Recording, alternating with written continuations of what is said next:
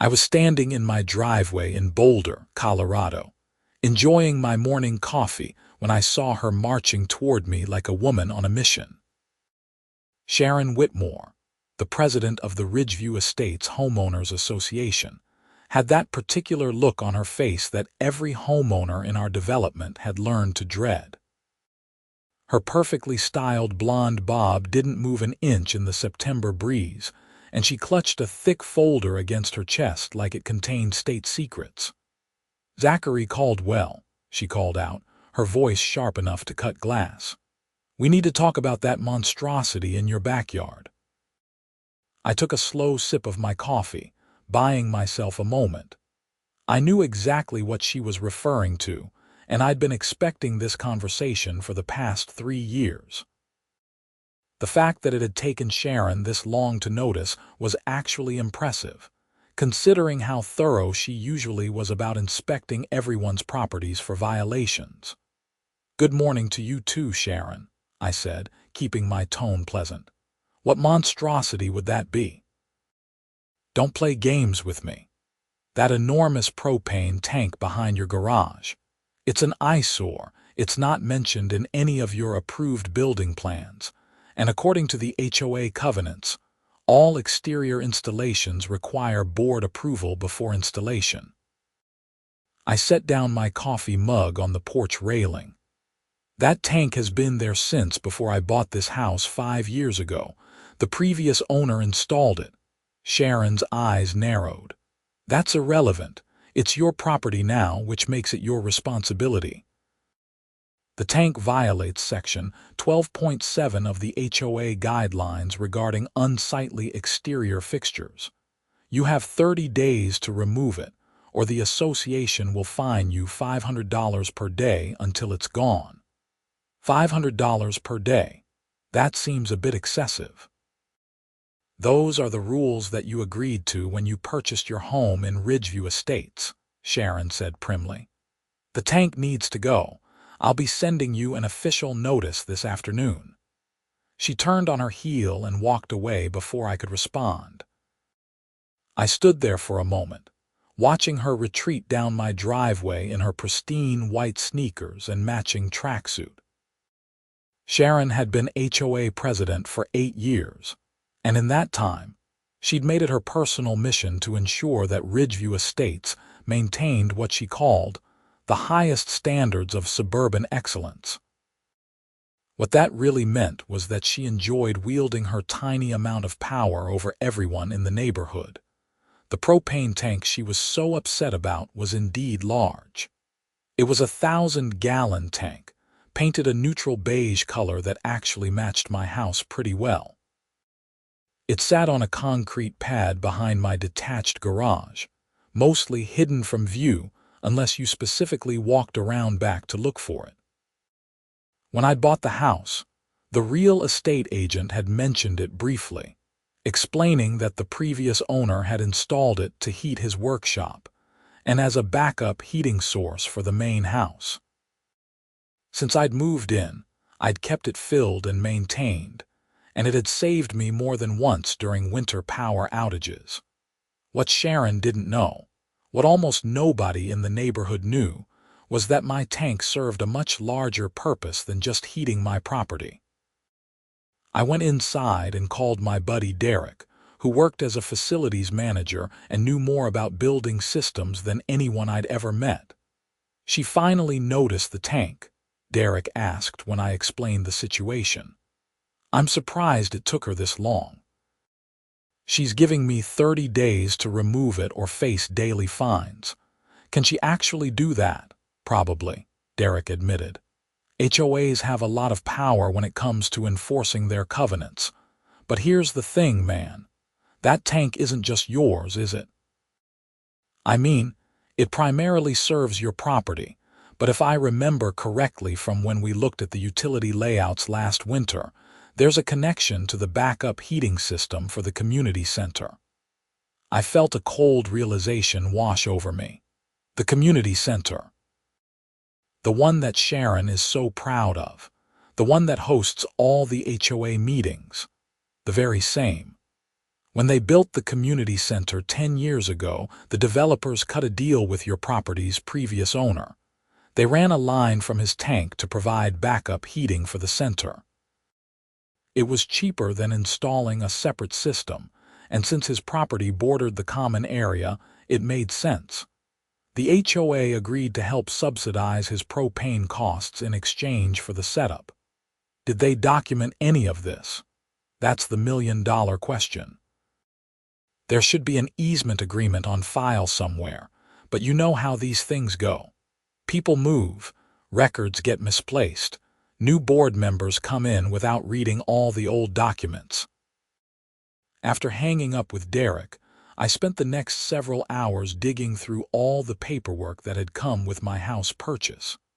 Finally, buried in a file folder labeled Miscellaneous, I found it. A notarized easement agreement dated 9 years ago, signed by the previous property owner, the HOA president at the time, and the development company. The document clearly stated that the propane tank on my property would serve as the backup heating source for the Ridgeview Estates Community Center, and that the HOA would contribute $300 per month toward propane costs. I also found something interesting in my bank statements. There was no record of the HOA ever paying me that $300 per month. Not once in the 5 years I'd owned the property. I'd been covering the full cost of the propane myself, without even realizing there was supposed to be a subsidy. The next day, Sharon's official notice arrived via certified mail. It was even more aggressive than her verbal warning had been. According to the letter, the tank was a blight upon the carefully maintained aesthetic standards of Ridgeview Estates and posed potential safety hazards to neighboring properties. I had 30 days to remove it completely, restore the ground to its original condition, and pay a $2,000 fine for having operated with an unapproved fixture for an extended period. I called an attorney that afternoon. Martin Hendricks specialized in HOA disputes, and his office was right here in Boulder. When I explained the situation and sent him photos of the easement agreement, he let out a low whistle. "This is going to be interesting," Martin said. "The HOA is demanding you remove infrastructure that they're legally dependent on, and they've apparently forgotten about an agreement that saves them thousands of dollars per year in heating costs. Do you know how much it would cost them to install a new backup heating system for their community center?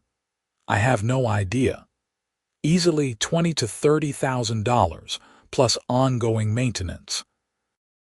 Your tank has been providing them with a free backup system all this time, except it's not really free because you've been paying for all the propane yourself when they were supposed to be helping cover costs. So what do? First, document everything. Take photos of the tank, the connection lines, everything. Second, respond to their notice with a copy of the easement agreement and a polite explanation that the tank cannot be removed due to the legal agreement in place. Third, calculate how much they owe you in back payments for the propane subsidy. That's 60 months at $300 per month, which comes to $18,000. You think they'll actually pay that once they realize what's at stake? Absolutely. But Sharon Whitmore doesn't strike me as the type to back down easily. This might get messy before it gets resolved. Martin was right about it getting messy. I sent my response letter 3 days later, certified mail with return receipt requested. I included copies of the easement agreement, photos showing the connection lines running from my tank to the community center, and a detailed accounting of the back payments owed. I kept my tone professional and polite, explaining that I was happy to continue the arrangement as outlined in the original agreement, provided the HOA resumed their portion of the costs as specified. Sharon's response arrived within 48 hours. She completely ignored the easement agreement and doubled down on her demands. According to her new letter, I was now being fined $1,000 for each week the tank remained on the property, and the HOA was prepared to place a lien on my house if I didn't comply immediately. "She's bluffing," Martin said when I forwarded him the letter. "She can't place a lien without going through proper procedures, and once we present the easement agreement in any legal proceeding, her case falls apart. But I think it's time we attended an HOA meeting and addressed this publicly." The monthly HOA meeting was held on the third Thursday of each month at 7 in the evening. The venue was, of course, the Ridgeview Estates Community Center, a modest building with a large meeting room, a kitchen, and a small gym. About 30 residents typically attended these meetings, mostly the same core group of people who enjoyed the drama and politics of neighborhood governance. Martin and I arrived 15 minutes early. Sharon was already there, setting up her materials at the front table alongside the other board members. There was Gerald Pinton, the treasurer, a retired accountant who always looked vaguely confused about what was happening. Next to him sat Beverly Montgomery, the secretary, who spent most meetings typing furiously on her laptop without looking up. The fourth board member, Todd Christensen, was the only one who seemed reasonable, but he rarely spoke up against Sharon. Sharon's eyes locked onto me the moment I walked in. "This is a meeting for residents in good standing. Those facing significant fines might want to resolve their violations before attending community events." "I'm a resident and a homeowner," I said calmly. "I have every right to be here. Plus, I have some information the board needs to hear regarding my supposed violation. If you're here to waste everyone's time with excuses, you can leave now." Martin stepped forward. "Mrs. Whitmore, my name is Martin Hendricks and I'm Mr. Caldwell's attorney. We have documentation relevant to the board's recent actions that we believe the entire community should hear. It concerns the community center's heating system." That got Gerald's attention. "The heating system? What about it?" "All in good time," Martin said pleasantly. "Perhaps we should wait until the meeting officially starts." More residents filtered in over the next 10 minutes. I recognized most of them. The Chens from 2 streets over, always pleasant and quiet. Margaret Sullivan, an elderly widow who loved gardening and frequently clashed with Sharon over approved plant species. The Rodriguez family with their 3 energetic kids, and about 20 others who formed the regular audience for Sharon's monthly performance as queen of the neighborhood. Sharon called the meeting to order at 7 sharp. She ran through the standard agenda items with ruthless efficiency. There were discussions about repainting the neighborhood entrance sign, complaints about someone leaving their trash cans visible from the street, and a lengthy debate about whether the community pool should be heated to a higher temperature next summer. Finally, 45 minutes into the meeting, Sharon reached the enforcement actions section of the agenda. "We have several outstanding violations this month," she announced. "The Martinez family still hasn't repainted their mailbox post the approved shade of black. The Johnsons need to replace 3 fence boards that don't match the original wood stain. And Zachary Caldwell has a large, unsightly propane tank that must be removed within 21 days, as he's already used 9 days of his 30-day notice period." I raised my hand. "I'd like to address that." Sharon's lips pressed into a thin line. "There's nothing to address. The violation is clear." "Actually, there's quite a bit to address," Martin said, standing up. "May I approach the board?" Sharon looked like she wanted to refuse, but with 30 witnesses watching, she nodded curtly. Martin walked to the front and handed her a folder, then distributed copies to the other 3 board members. "What you're looking at is an easement agreement signed 9 years ago between this HOA, the Ridgeview Estates Development Company, and the previous owner of Mr. Caldwell's property. This agreement specifically authorizes the propane tank that Mrs. Whitmore is now calling a violation. More importantly, it establishes that this tank provides the backup heating system for this very building where we're sitting right now. The room went silent. Gerald was flipping through the documents with wide eyes. Beverly had finally looked up from her laptop.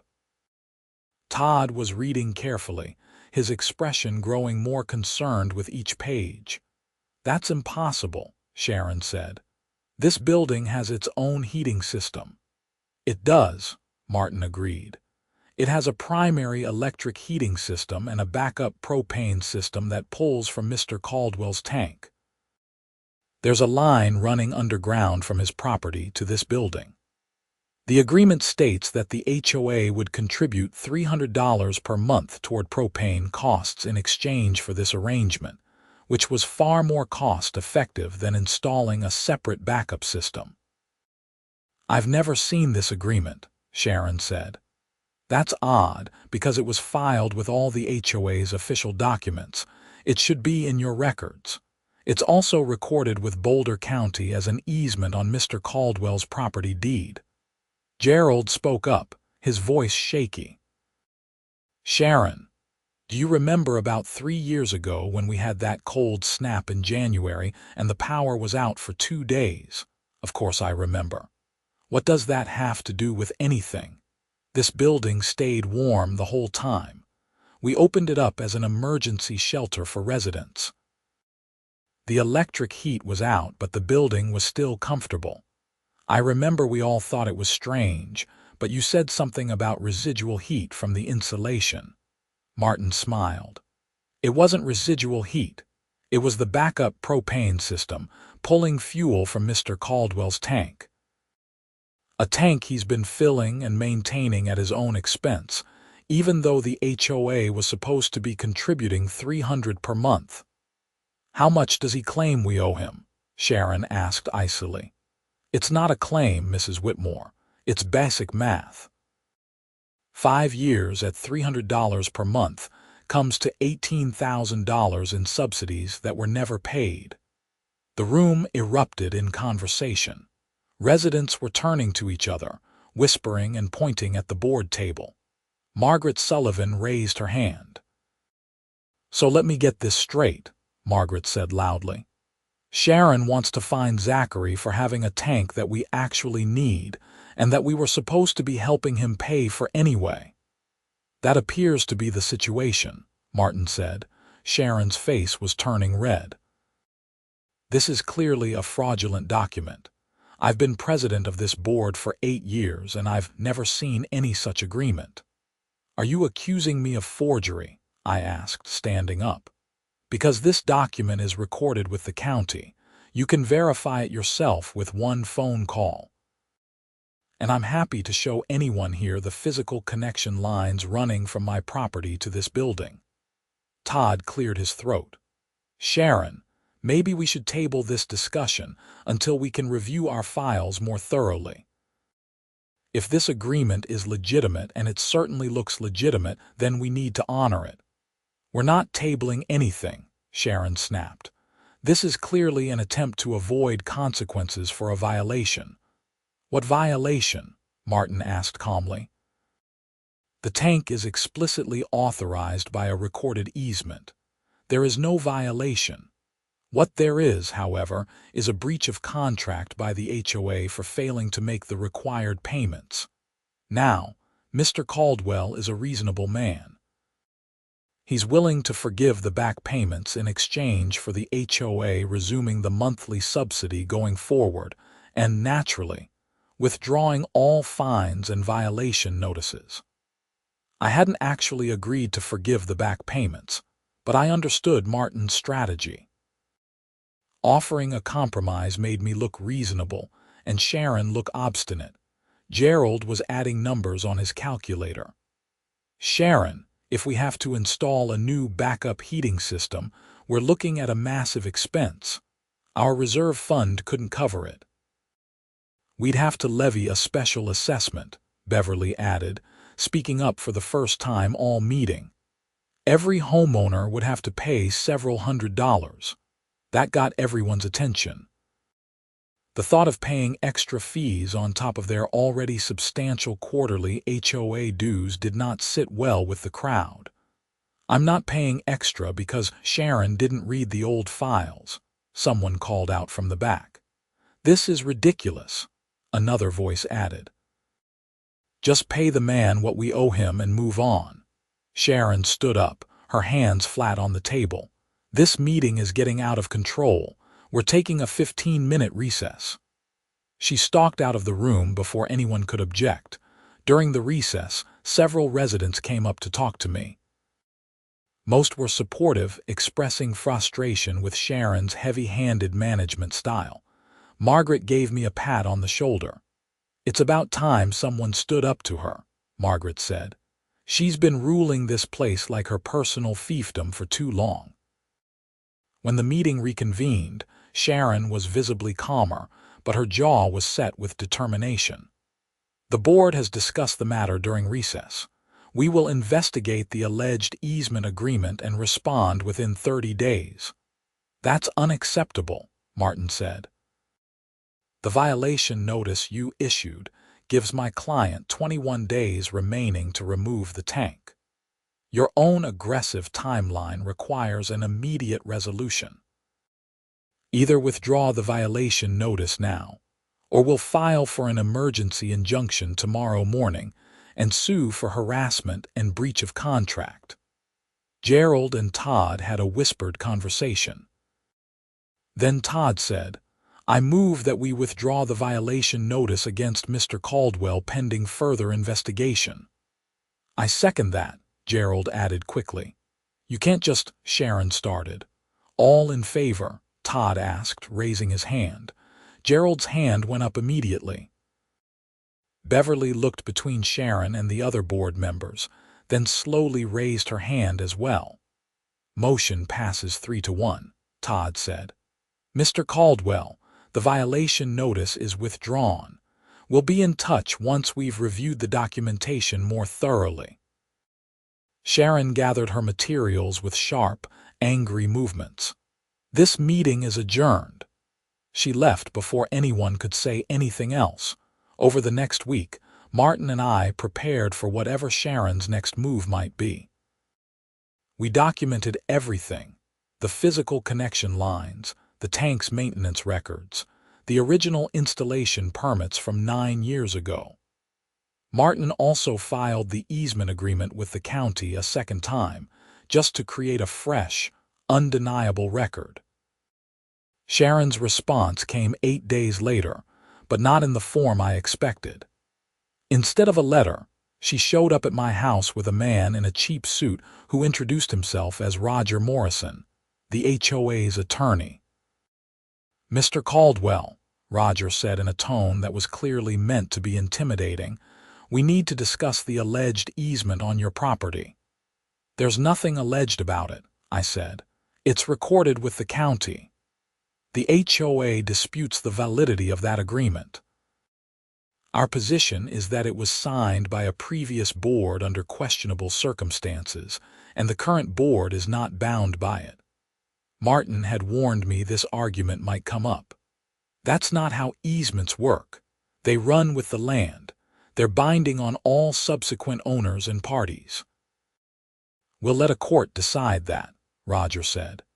"In the meantime, the HOA is prepared to offer you a settlement. We'll pay you $5,000 and cover the cost of removing the tank and installing a new heating system for your property."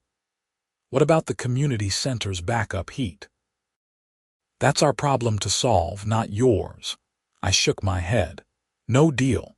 The tank stays, and I expect the HOA to resume the monthly payments as agreed."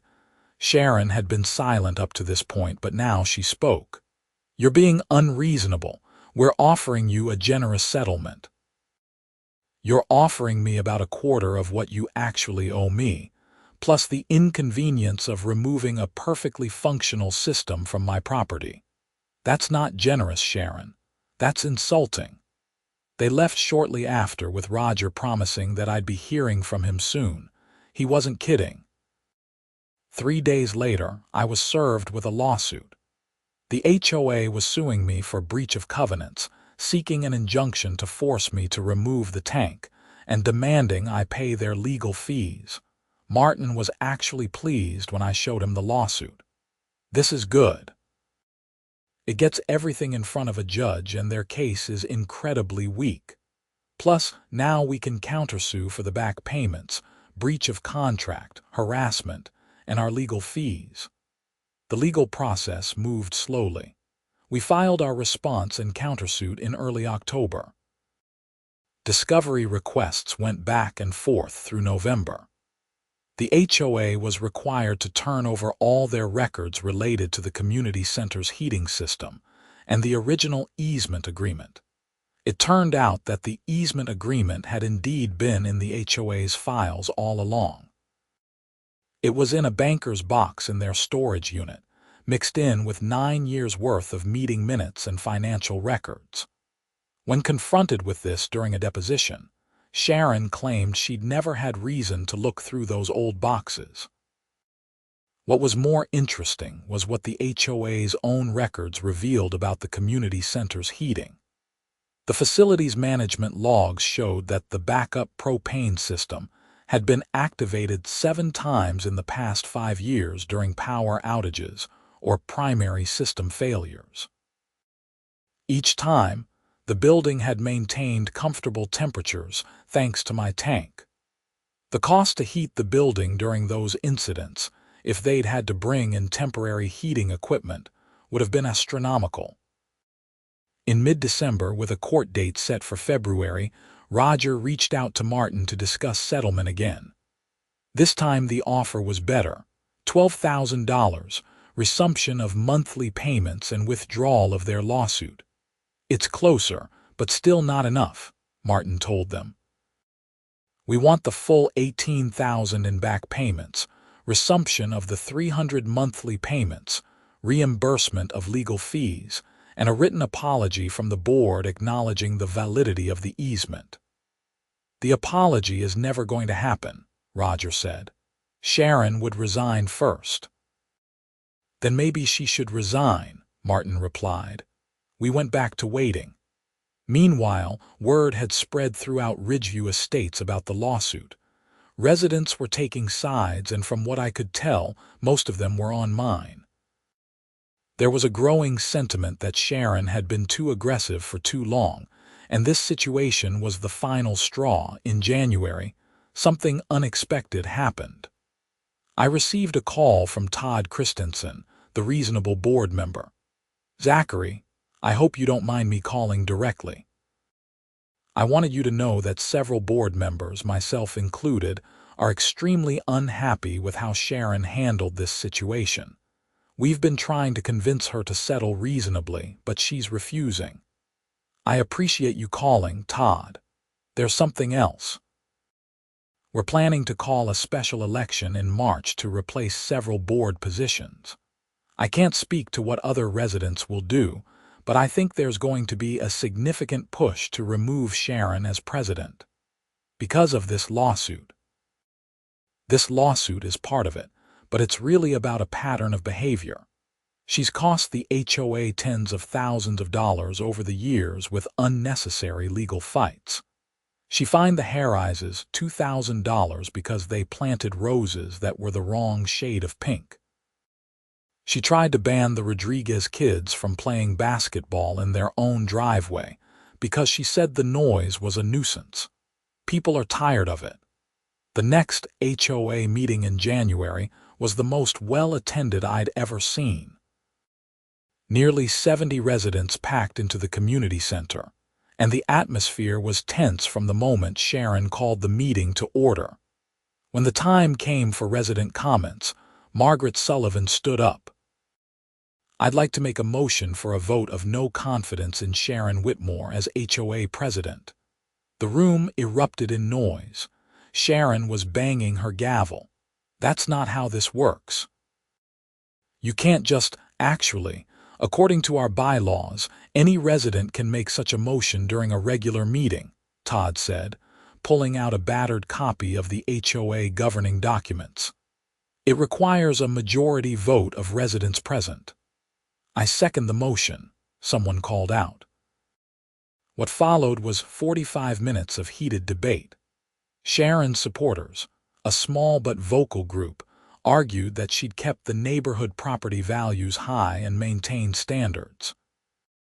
The opposition, which was much larger, detailed years of petty enforcement actions, excessive fines, and a general atmosphere of fear and resentment. When the vote finally happened, Sharon lost by a margin of 53-17. She stood up, her face pale and her hands shaking. "You're all making a terrible mistake. This neighborhood will fall apart without proper leadership." She grabbed her belongings and left the meeting. Todd took over as interim president. His first action was to authorize settling the lawsuit with me on reasonable terms. Within a week, Martin and I had a settlement agreement in hand. $18,000 in back payments, resumption of the $300 monthly subsidy, withdrawal of all legal actions, and reimbursement of my legal fees, which had reached about $8,000. The check arrived in February, along with a letter from Todd apologizing for the HOA's actions and thanking me for my patience, and for continuing to provide the backup heating service to the community center. But the story didn't end quite there. In early March, during the special election Todd had mentioned, residents elected an entirely new board. Margaret Sullivan became the new president, with Todd staying on as vice president. One of their first actions was to commission a full audit of the HOA's finances over the past 8 years. What they found was disturbing. Sharon hadn't just mismanaged the situation with my propane tank. She'd been using HOA funds inappropriately for years. There were thousands of dollars in unexplained expenses, payments to vendors who couldn't be verified, and irregularities in how fines were assessed and collected. Some of the money appeared to have gone toward personal expenses, including a renovation to Sharon's own home that had been billed as community enhancement consulting. Margaret called me on a Tuesday afternoon in April. "Zachary, I wanted to give you a heads up before this becomes public. We've turned over our audit findings to the Boulder Police Department. There's going to be an investigation into Sharon's handling of HOA funds. Are you saying she embezzled money? That's what it looks like. We're still piecing together the full extent of it, but we're talking about at least $60,000 over 8 years. The police investigation moved forward through the spring. Detectives interviewed board members, residents, and vendors. They subpoenaed bank records and credit card statements. By June, they had built what the district attorney called an overwhelming case of embezzlement and fraud. Sharon was arrested on a Thursday morning. I wasn't there to see it, but Margaret told me later that Sharon had tried to act indignant, insisting that everything she'd done was authorized and proper. The evidence said otherwise. The legal proceedings took months.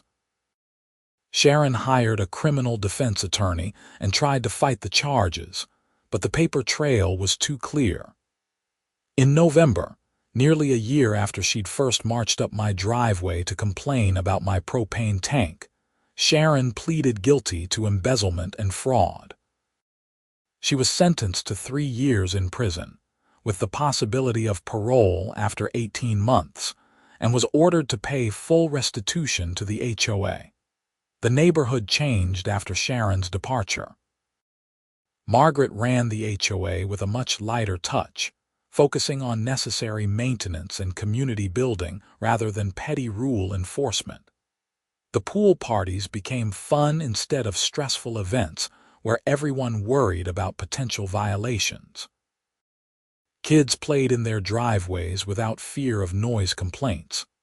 People planted flowers in colors they actually liked. My propane tank, the thing that had started this whole mess, continued to sit quietly behind my garage, providing backup heat to the community center and my own home. The HOA never missed a monthly payment again. In fact, Margaret instituted a new policy of transparency, publishing detailed financial reports every quarter so residents could see exactly where their money was going. I got to know my neighbors better through all of this. The Chens invited me over for dinner to thank me for standing up to Sharon. The Rodriguez family asked if I could help coach their kids' soccer team. Margaret and I became good friends, often having coffee on weekend mornings, and talking about everything from neighborhood issues to our favorite hiking trails in the mountains. One Saturday morning in December, exactly 1 year after the initial lawsuit was filed, I was sitting on my porch with my coffee when Margaret walked up my driveway.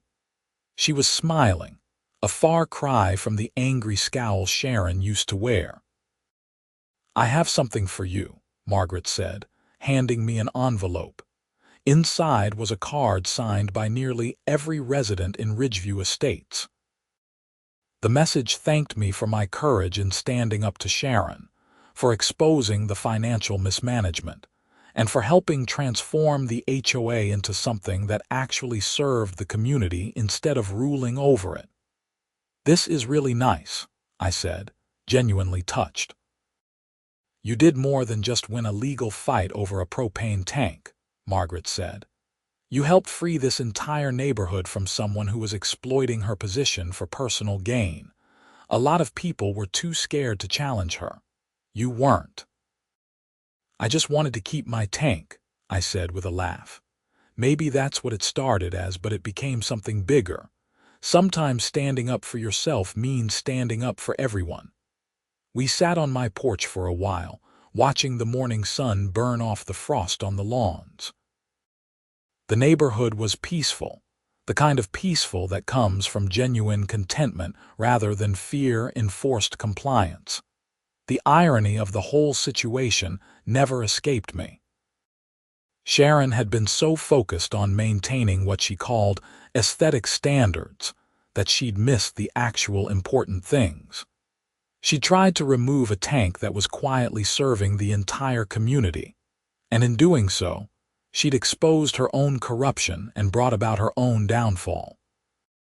That tank, still sitting behind my garage, still painted its neutral beige, had become something of a neighborhood legend.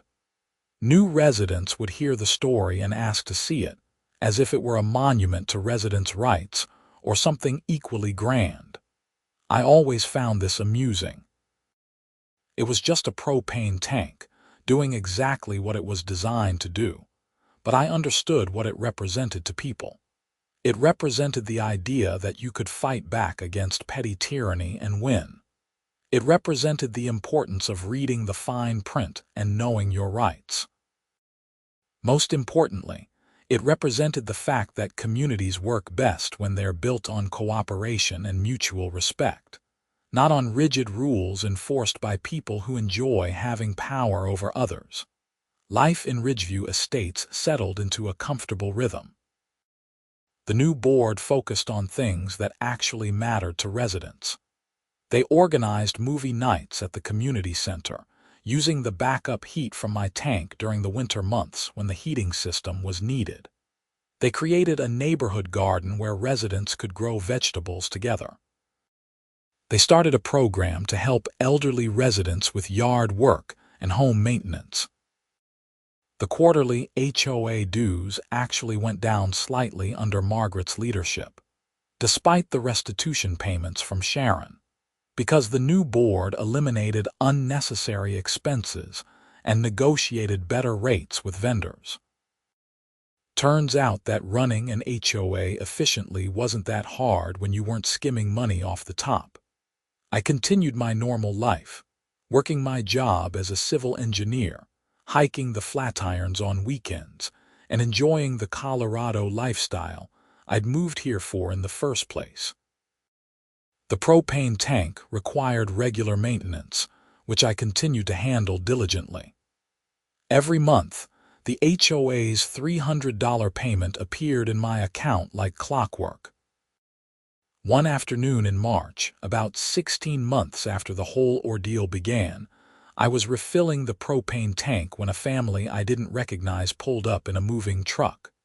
They were moving into the Johnson house, 3 doors down. I walked over to introduce myself once they'd parked. "Welcome to the neighborhood," I said, shaking hands with the husband, who introduced himself as Paul Mackenzie. "I'm Zachary Caldwell. I live in the house with the detached garage a few doors down." "Nice to meet you," Paul said. "We're excited to be here."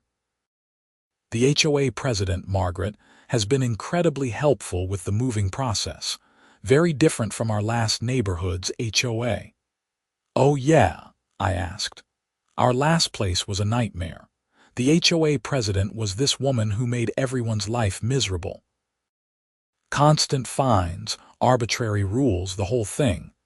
When we were looking for a new place, we specifically asked about the HOA situation here. Everyone told us it was great now, though apparently it used to be pretty bad." "It did," I confirmed, "but it got better." Paul's wife, Jennifer, came over to join us. "We heard there was some kind of scandal with the old president. Someone mentioned something about embezzlement." I gave them a brief version of the story, leaving out some of the more dramatic details. They listened with wide eyes, occasionally glancing at each other. "And it all started because she tried to make you remove a propane tank?" Jennifer asked. "That seems so petty." "It was very petty," I agreed, "but sometimes petty actions have big consequences." Over the following months, I watched the Mackenzie family settle into the neighborhood. Their kids became friends with the Rodriguez children. Paul joined the neighborhood watch program that Todd had organized. Jennifer started volunteering to help Margaret with event planning. This was what a healthy community looked like, I realized. People cooperating, helping each other, building relationships. The HOA facilitated that instead of hindering it. The rules still existed, of course, but they were enforced reasonably and with common sense. If someone's fence needed repair, they got a friendly reminder and a reasonable timeline, not an immediate fine and threat of legal action. In May, Margaret organized a neighborhood barbecue at the community center. Nearly everyone attended, bringing food and drinks to share. Kids ran around playing games while adults stood in clusters, talking and laughing. It struck me how different the atmosphere was from the tense, formal events Sharon used to organize, where everyone was too nervous about committing some minor violation to actually enjoy themselves. During the barbecue, Gerald, the former treasurer who'd stayed on as a board member, came up to me with a beer in hand. "I wanted to apologize," he said. "I should have stood up to Sharon years ago. I knew she was being unreasonable about a lot of things, but I just went along with it because it was easier." "You stood up when it mattered," I said. "That's what counts. I spent 30 years as an accountant, you know. I should have caught the financial irregularities. I feel like I failed everyone." Sharon was careful. She knew how to hide what she was doing. "Don't beat yourself up about it." We stood there for a moment, watching the party happening around us. The smell of grilled burgers and hot dogs filled the air. Someone had brought a speaker and was playing music. Margaret was teaching a group of kids how to play cornhole. "This is how it should have always been," Gerald said quietly. "Just people enjoying their neighborhood." "Yeah," I agreed. "It really is." As summer arrived, bringing with it the warm Colorado sunshine and clear blue skies, I often found myself reflecting on everything that had happened. A simple demand to remove a propane tank had spiraled into a legal battle, an HOA uprising, a criminal investigation, and ultimately a complete transformation of how our neighborhood operated. The tank itself continued to sit behind my garage, faithfully performing its dual purpose. During a thunderstorm in July that knocked out power for 6 hours, the community center's backup heating kicked in automatically, keeping the building comfortable for the dozen residents who'd gathered there to wait out the storm. Nobody even commented on it anymore. It was just expected that the system would work. I made my monthly inspections of the tank and the connection lines, keeping detailed maintenance logs. The system was aging, of course. Eventually, it would need to be replaced or significantly upgraded. But that was a problem for another day, and I knew that when the time came, the HOA would work with me to find a reasonable solution. That's how partnerships were supposed to work. In August, I received a letter from the Boulder County District Attorney's Office. Sharon had been released on parole after serving 18 months of her 3-year sentence. The letter informed me of her release and noted that one of her parole conditions was that she couldn't serve in any HOA leadership position for 5 years. I filed the letter away and didn't think much about it. Sharon was no longer my problem. Fall arrived with its spectacular display of golden aspens in the mountains. I went hiking most weekends, sometimes alone, sometimes with Derek or other friends from the neighborhood. Life was good, simple, uncomplicated by unnecessary drama. One Saturday in October, I was working in my garage when Todd stopped by. He'd been elected as the board's vice president and was doing a great job in that role. "Got a minute?" he asked. "Sure, what's up?" "The board has been talking and we want to do something nice for you. You know, as a thank you for everything that happened last year." "That's not necessary," I said. "We know it's not necessary, but we want to do it anyway. We're thinking about having a plaque made for the community center. Something that acknowledges the partnership between your property and the center, and how that partnership represents what the HOA should be about. Cooperation, not confrontation." I thought about it for a moment. "That's a nice idea, but make sure it doesn't mention me specifically. Focus on the concept, not the individuals. These systems will outlast all of us." Todd nodded thoughtfully. "That's a good way to look at it. I'll talk to Margaret about the wording." The plaque went up in November, mounted in the community center's lobby. It read, "This building is heated through a partnership between private property and community resources, demonstrating that cooperation creates solutions that benefit everyone. May this serve as a reminder that our strength lies in working together."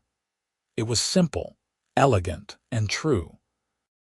I appreciated that they'd taken my suggestion to focus on the principle, rather than the specific people involved. As the 1-year anniversary of Sharon's guilty plea approached, I found myself taking stock of everything that had changed. The neighborhood was thriving under Margaret's leadership. Property values had actually increased, not because of strict enforcement of petty rules, but because people genuinely wanted to live in a community that functioned well and treated residents with respect. The HOA's finances were in excellent shape, with healthy reserves and transparent accounting. The website that Beverly maintained now posted detailed financial reports every month, showing exactly where every dollar went. There was a suggestion box, both physical and digital, where residents could submit ideas for improvement. The rules hadn't disappeared. They'd simply become reasonable. If someone wanted to make an exterior change to their house, they submitted a request, and the board typically approved it within a week as long as it wasn't something truly outrageous. Fines were a last resort, not a first response. The goal was to help residents maintain their properties, not to punish them for minor infractions. I'd learned a lot through this experience. I'd learned about easements and property rights and HOA law. I'd learned about standing up for yourself, even when facing someone who seemed to have all the power.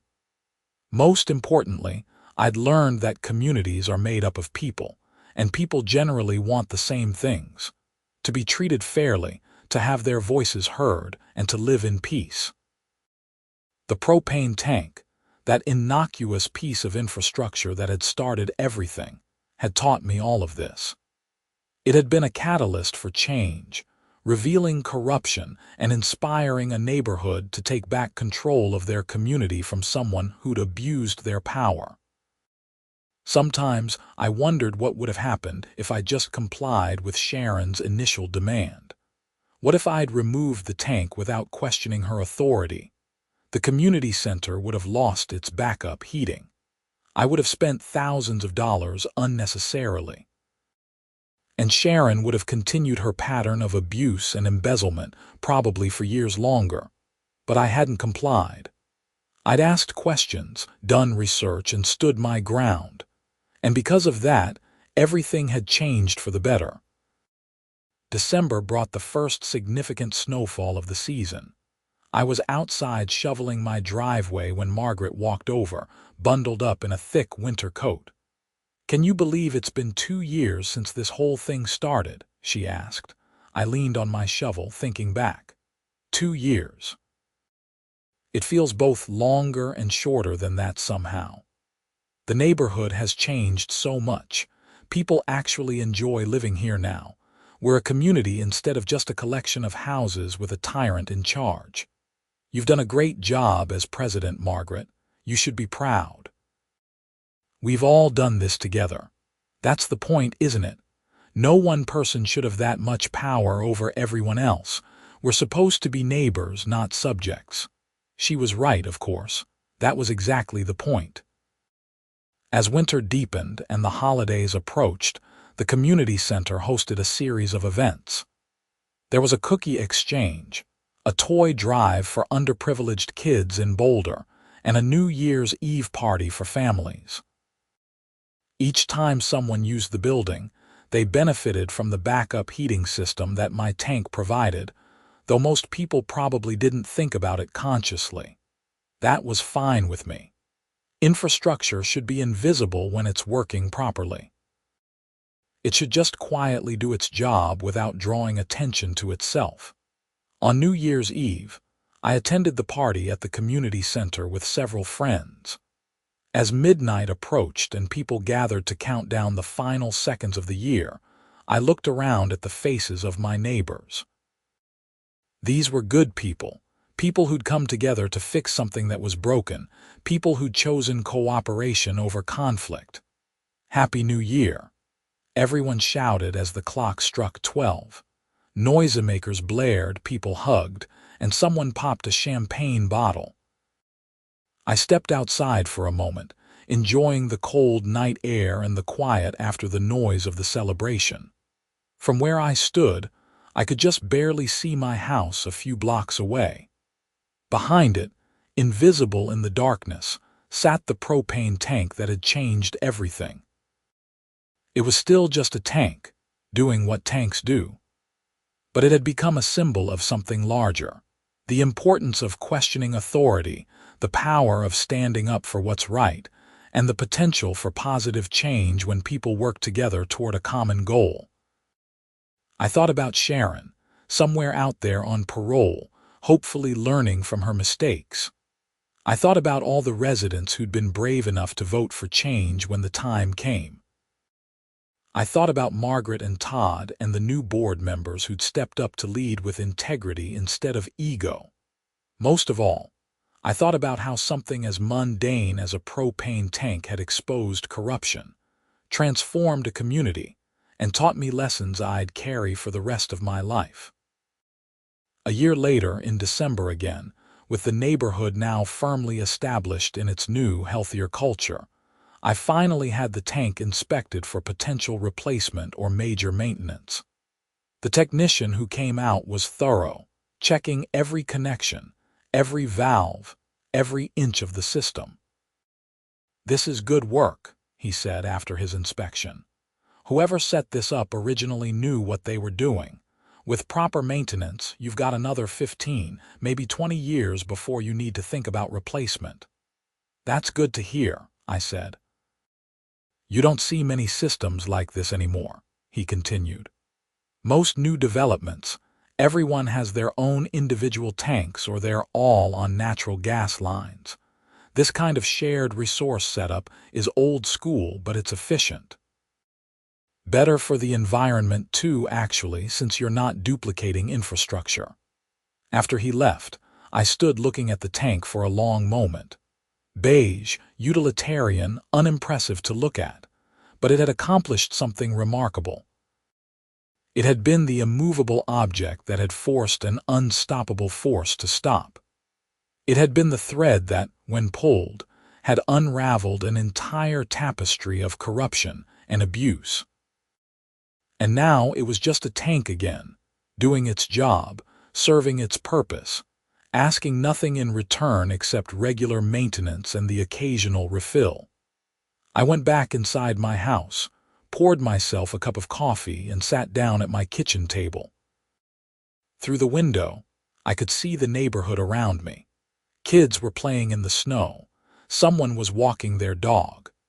The Chens were hanging Christmas lights on their house, using colors that Sharon would never have approved but that Margaret and the new board didn't have any problem with. This was what I'd fought for, though I hadn't known it at the time. Not just my right to keep a propane tank, but everyone's right to live in a community governed by reason rather than tyranny, by cooperation rather than control. The monthly payment from the HOA arrived in my bank account that afternoon, right on schedule. $300, as specified in the easement agreement that Sharon had tried to ignore, that Roger Morrison had tried to invalidate, and that ultimately had been the key to everything that followed. I spent the evening reviewing my finances, as I did at the end of every year. The $18,000 in back payments had helped me pay off my car loan early. The ongoing $300 monthly payments significantly offset my heating costs. The settlement money that covered my legal fees meant I'd come out of the entire ordeal financially better off than when I'd started. But the real value wasn't in the money. It was in the neighborhood I now lived in, the friends I'd made, the community we'd built together from the ashes of Sharon's failed regime. As I prepared for bed that night, I thought about the journey that had started 2 years ago with an angry woman marching up my driveway. I thought about all the twists and turns, the legal battles, the tense meetings, the discoveries of corruption, and ultimately the transformation that had occurred. If someone had told me that morning when Sharon first confronted me that we'd end up here, that she'd be in prison and the neighborhood would be thriving, I'm not sure I would have believed them. The path from there to here had been winding and unpredictable, but we'd made it. And the neighborhood was better for it. I turned off the lights and went to sleep, knowing that tomorrow would be another normal day in Ridgeview Estates. The tank would continue doing its job. The community center would continue serving residents. Life would go on as it always does, made better by the people who choose to stand up when standing up is needed. Sometimes the most important battles are fought over the smallest things. A propane tank, a petty rule, an unjust demand. What matters isn't the size of the issue, but the principle behind it and the courage to defend that principle when challenged. I defended my property rights, and in doing so, had helped defend everyone's rights. The tank was still there, would be there for years to come. A quiet reminder that standing your ground can change everything.